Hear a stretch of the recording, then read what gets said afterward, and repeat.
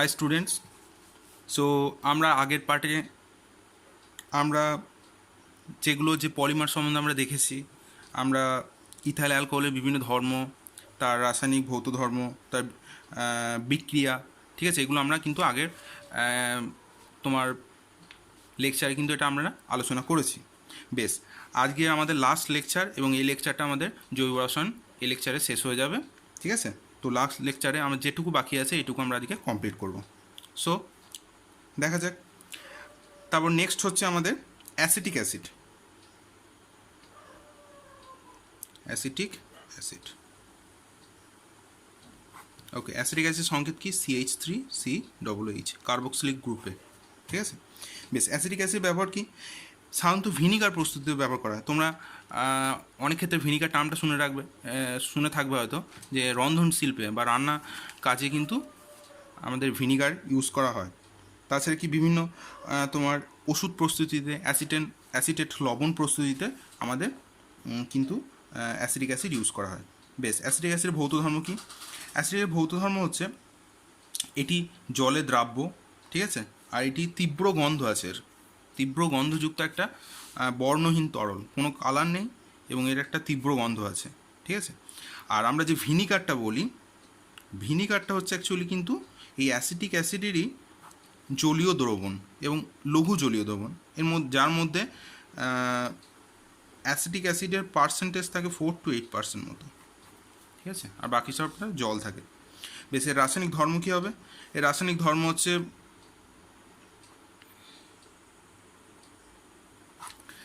আমি যদি অ্যাসিটিক অ্যাসিডকে আমরা যদি সোডিয়াম হাইড্রক্সাইড, ঠিক আছে, এর সঙ্গে যদি বিক্রিয়া করি, কিছুই নয়, দেখো এখান থেকে OH এই একটা এইচকে সঙ্গে বন্ড তৈরি করবে, ঠিক আছে, দিয়ে জল তৈরি হয়ে গেল, আর পড়ে রইল কি? CH3COONA, ঠিক আছে। এটার নাম হচ্ছে সোডিয়াম অ্যাসিটেট। সো এগুলো কিন্তু যেগুলো আনকমন টার্ম আছে এগুলো কিন্তু ভালো করে দেখবে।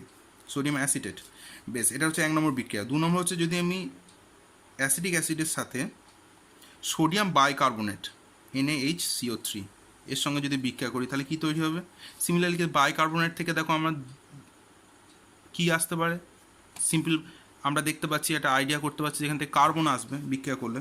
সো কোথাও না কোথাও একটা কার্বন তৈরি হবে, আর এখানে যে সিঙ্গেল ও আছে আর এখানে OH আছে, সেখান থেকে একটা জল তৈরি হবে। আর কি পড়ে রইলো? আর যেটা পড়ে রইলো, তাহলে পড়ে রইলো কি? CH3COON। তাহলে দেখলাম সোডিয়াম অ্যাসিটেট, ঠিক আছে। এবং তার সঙ্গে শুধু এই দুটোর মধ্যে ফারাক কোথায় না, এখানে যেহেতু কার্বনের কোনো কম্পোনেন্ট নেই, তাই এখানে যেহেতু বাইকার্বনেটের মধ্যে কার্বনের কম্পোনেন্ট আছে, তাই এখানে কার্বন ডাইঅক্সাইড তৈরি হলো, ঠিক আছে। আর থার্ড কি না, আমি যদি ইথাইল অ্যালকোহলের সঙ্গে যদি এর বিক্রিয়া করি, CH3COOH, ইথাইল অ্যালকোহল মানে C2H5OH, তোমরা জানো, ঠিক আছে। এটা যদি আমি গাঢ় H2SO4 উপস্থিতিতে যদি আমি বিক্রিয়াটা করি, তাহলে কী হবে? এখান থেকে OH আছে আর এখানে H আছে, সো এই দুটো বিক্রিয়া করে কি তৈরি করবে? জল তৈরি করবে। আর পড়ে রইল কি? পড়ে রইল CH3COC2H5, মানে C2H5 পড়ে রইল, আর এই দিকের এই পার্টটা পড়ে রইল।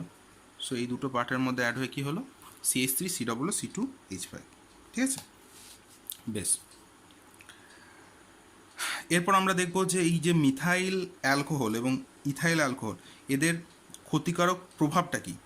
দেখো, মিথাইল অ্যালকোহল হচ্ছে, এটা জেনারেলি কিন্তু খুবই বিষাক্ত পদার্থ। এটা যদি অল্প পরিমাণ পান করে কেউ, তাহলে কিন্তু এর সাইড এফেক্ট হচ্ছে মানুষ অন্ধ হয়ে যেতে পারে বা উন্মাদ হয়ে যেতে পারে, মানে পাগলও হয়ে যেতে পারে। আর যদি বেশি পরিমাণে ব্যবহার করে তাহলে তো তার মৃত্যু অনিবার্য, ঠিক আছে। আর ইথানল বা ইথাইল অ্যালকোহলের তোমার ক্ষতিকারক প্রভাব কী না, এটা সাধারণত অল্প মাত্রায় পান করলে আমাদের শরীরকে উদ্দীপ্ত করে, ঠিক আছে। এবং বেশি পান করলে কিন্তু একটা যেটাকে আমরা পাতি বাংলায় যেটাকে আমরা মদ বলি, ঠিক আছে, সেটা কিন্তু তার প্রধান কম্পোনেন্ট কিন্তু ইথাইল অ্যালকোহল। এবং এটা বেশি মাত্রায় পান করলে কিন্তু একটা আসক্তি জন্মে আসে এবং মাদকাসক্ত হয়ে পড়ে মানুষ, ঠিক আছে। আর যদি অতিরিক্ত পরিমাণে এই ইথাইল অ্যালকোহল পান করা হয় তাহলে আমাদের হৃৎপিণ্ডের ক্ষতি হতে পারে, লিভারের ক্ষতি হতে পারে, এবং ম্যাক্সিমাম ক্ষেত্রে সাধারণত লিভার বেশি ড্যামেজ হওয়ার সম্ভাবনা থাকে। আর খুব অতিমাত্রায় যদি ব্যবহার করা হয় তাহলে কিন্তু মানুষ মারাও যেতে পারে। আর নেক্সট হচ্ছে ডিনেচার্ড স্পিরিট। এটা একটা ইম্পর্ট্যান্ট, এখান থেকে একটা কোয়েশ্চেন আসে। ডিনেচার স্পিরিট কি? এটি সাধারণত, এটিকে আরেকটা নামে বলা হয় ডিনেচার স্পিরিট বা অবলিক মেথিলেটেড স্পিরিট। কি অ্যাকচুয়ালি? এটা হচ্ছে ইথাইল অ্যালকোহল মানে C2H5OH আর মিথাইল অ্যালকোহল মানে CH3OH, এই দুটোর কম্বিনেশন, ঠিক আছে? এই দুটোর মিশ্রণকে আমরা শিল্পক্ষেত্রে বলি, শিল্পক্ষেত্রে যেটা যে ব্যবহারিক যে নাম সেটাকে বলা হয় মেথিলেটেড স্পিরিট বা ডিনেচার্ড স্পিরিট। এর মধ্যে দুজনের রেশিও কেমন থাকে? ইথাইল অ্যালকোহল সাধারণত থাকে 90% মতো, আর মিথাইল অ্যালকোহল থাকে সাধারণত 10% মতো। সো এই দুটো কম্বিনেশনকে আমরা বলবো ডিনেচার্ড স্পিরিট বা মেথিলেটেড স্পিরিট। এর ব্যবহার কি? এটা সাধারণত ওই পালিশের ক্ষেত্রে, বার্নিশের ক্ষেত্রে সাধারণত বিভিন্ন শিল্পে এগুলো ইউজ করা হয়, ঠিক আছে? বেশ, এবার আমরা দেখব এই যে মিথেন, ইথিলিন, অ্যাসিটিলিন, ঠিক আছে, এদের বিক্রিয়াটা, ঠিক আছে, এদের বিক্রিয়াগুলো কি? এবার আমরা দেখব বিক্রিয়া। কার কার বিক্রিয়া? না আমরা CH4 এর বিক্রিয়া দেখব, C2H4 মানে ইথিলিনের বিক্রিয়া দেখব, আর দেখব অ্যাসিটিলিন। এই তিনটি তোমাদের মেন কমন তো না, সরল জৈব যৌগ যেটাকে আমরা বলি সিঙ্গেল বন্ডে। সো সাধারণত কী হয় না, মিথেনকে যদি আমি অক্সিজেনের সঙ্গে বিক্রিয়া করি, বুঝতেই পারছো মিথেনের মধ্যে কী আছে? কার্বন আছে। তাই অক্সিজেনের সঙ্গে বিক্রিয়া করলে কী তৈরি হবে? অবভিয়াসলি কার্বন ডাইঅক্সাইড তৈরি হবে, আর যেহেতু হাইড্রোজেন আছে তার মানে জল তৈরি হবে। আর মিথেনকে যদি আমি প্রতিস্থাপন করি, প্রতিস্থাপন বিক্রিয়াটা কি না, সাধারণত সূর্যালোকের উপস্থিতিতে যদি আমি মিথেনকে ক্লোরিনের সঙ্গে বিক্রিয়া করাই তাহলে কী হবে? এই মিথেনের মধ্যে হাইড্রোজেন, একটা একটা করে হাইড্রোজেন সে কিন্তু ক্লোরিন দ্বারা অপসারিত হবে। তাহলে প্রথম ক্ষেত্রে কী হবে? সূর্যালোকের উপস্থিতিতে CH3, দেখো একটা হাইড্রোজেন চলে গেল, একটা Cl এন্ট্রি নিল, ঠিক আছে? এরপরেও যদি আমি যদি ক্লোরিন অতিমাত্রা ইউজ করি তাহলে কী হবে? আবার একটা হাইড্রোজেন চলে যাবে, ঠিক আছে? বেশ, তারপর দেখো একটা করে HCl তৈরি হচ্ছে। এবার এইটার সাথে আমি ফের ক্লোরিনের সূর্যালোকের উপস্থিতিতে অ্যাড করছি, সো কী হলো? CHCl3 তৈরি হলো, HCl হলো, ঠিক আছে? যেটাকে আমরা এটাকে নাম বলি ক্লোরোফর্ম, ঠিক আছে? যেটাতে চেতনা হারিয়ে যেতে পারে। এবং CHCl3, Cl2, সো এখানে হতে পারে CCl4 এবং HCl। এটাকে আমরা বলি কার্বন টেট্রাক্লোরাইড। এটা কিন্তু একটা জৈব দ্রাবক হিসেবে কাজ করে, কার্বন টেট্রাক্লোরাইড। সো এটা ক্লোরোফর্ম। পরীক্ষা অনেক সময় ক্লোরোফর্মের সংকেত জানতে চায়, কার্বন টেট্রাক্লোরাইডের সংকেত জানতে চায়, এটা কি সেটাও জানতে চায়। সো এগুলো কিন্তু তোমরা দেখবে। বেশ, নেক্সট হচ্ছে ইথিলিনের রাসায়নিক ধর্ম। দেখো ইথিলিনের রাসায়নিক ধর্ম হচ্ছে ইথিলিন সাধারণত দ্রুত বিক্রিয়ায় অংশগ্রহণ করে। এটা কি না, ইথিলিনের মেন স্ট্রাকচারটা যদি তোমরা দেখো CH2 ডবল বন্ড CH2, কিন্তু যেহেতু দ্বিবন্ধন স্ট্রাকচার থাকে না, সো এটা সাধারণত সহজে বা সুস্থিত হয় না। সো দ্বিবন্ধন স্ট্রাকচার থাকার জন্য কি হয় না, যখন কোনো পরমাণু বা মূলকের সঙ্গে সে যুক্ত হয় তখন কি হয় না, সে দ্বিবন্ধনটা তখন তার ব্রেক হয়ে যায়, দিয়ে সে সিঙ্গেল বন্ডে সে চলে যায়। যেমন আমি তোমাদের উদাহরণ দিচ্ছি, CH2 বন্ড CH2 এ যদি হাইড্রোজেনের সঙ্গে বিক্রিয়া করে, ঠিক আছে, তাহলে কী তৈরি হবে? অবভিয়াসলি এখানে একটা নিকেল অনুঘটক লাগবে, আর 250 ডিগ্রি সেন্টিগ্রেড টেম্পারেচারে বিক্রিয়াটা হবে। তাহলে দেখো এই যে ডবল বন্ডটা আছে না, এই ডবল বন্ডে কিন্তু ব্রেক করবে হাইড্রোজেন। হাইড্রোজেন কিন্তু এই ডবল বন্ডের মধ্যে এক একটা করে এন্ট্রি নেবে।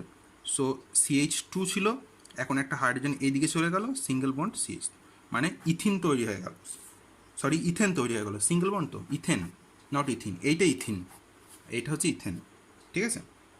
বেশ, আরেকটা হতে পারে যদি ব্রোমিনের সঙ্গে আমি বিক্রিয়া করি তাহলে কী হতে পারে?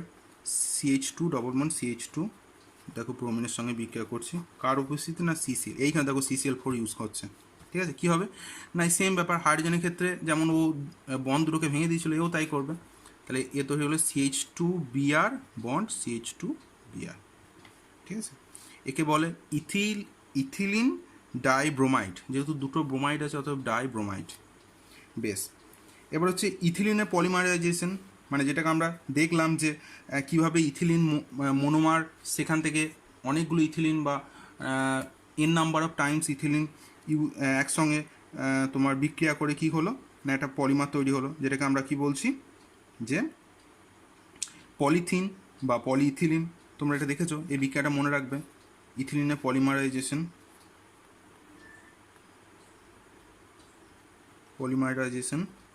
ঠিক আছে। H2C ডবল বন্ড CH2, এর অনুঘটকটা হচ্ছে Cr2O3, 150 ডিগ্রি সেন্টিগ্রেড এবং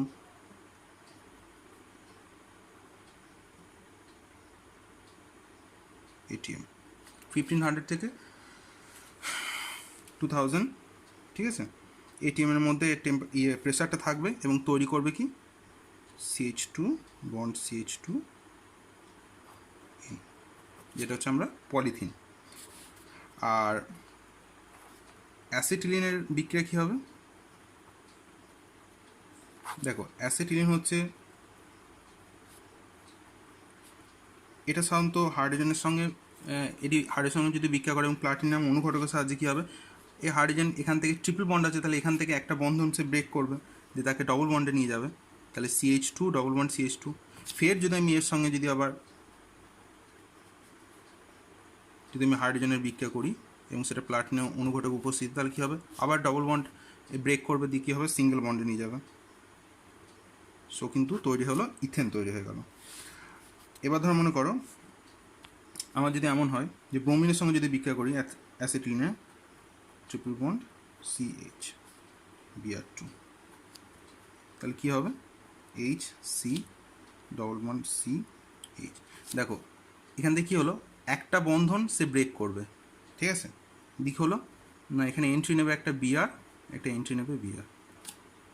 দেখো Br2 তো, সো কী হবে না, এখানে একটা বন্ধনে দুদিকে Br এন্ট্রি নেবে। এবার ধর মনে করো এরপরও যদি আমি Br অ্যাড করি, এরপরও মনে করো যদি আমি আরও Br2 অ্যাড করি, তাহলে কী হবে, অবভিয়াসলি এই বন্ধন ডবল বন্ডটা ব্রেক করবে, দিয়ে কী হবে, তার মানে আরেকটা এন্ট্রি নেবে। সো এরকম স্ট্রাকচারটা হবে Br CH। সো এই স্ট্রাকচারটার নাম কী হবে, দেখো এটা আছে 1 কার্বন 2 কার্বন। সো 1 পজিশনে কী হবে, 1,1, 1 নম্বরে দুটো ব্রোমিন আছে আর 2 নম্বরে দুটো ব্রোমিন আছে। সো 2,2, ঠিক আছে। কটা ব্রোমিন আছে, 1 2 3 4। সো টেট্রাব্রোমো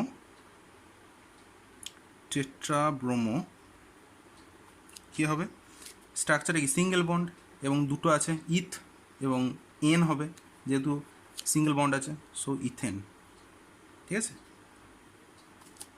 তাই এই স্ট্রাকচারগুলো কিন্তু তোমরা মনে রাখার চেষ্টা করবে মাধ্যমিকে, এই বিভিন্ন স্ট্রাকচার দিয়ে এই বিক্রিয়াগুলো কিন্তু তোমরা ভালো করে প্র্যাকটিস করবে, কারণ এগুলো মাধ্যমিক থেকে প্রচুর প্রশ্ন আছে, ঠিক আছে।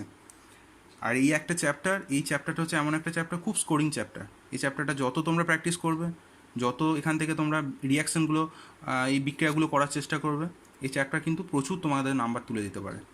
সো ভালোভাবে প্র্যাকটিস করো। আর আজকের মতো এখানে আমাদের জৈব রসায়ন কমপ্লিট হলো, ঠিক আছে। সো আশা করি তোমাদের ভিডিওটা ভালো লাগবে। যদি ভালো লাগে তোমরা লাইক করো, যদি কোনো ডাউট থাকে তোমরা কমেন্ট করো এবং শেয়ার করো। ওকে, থ্যাংক ইউ।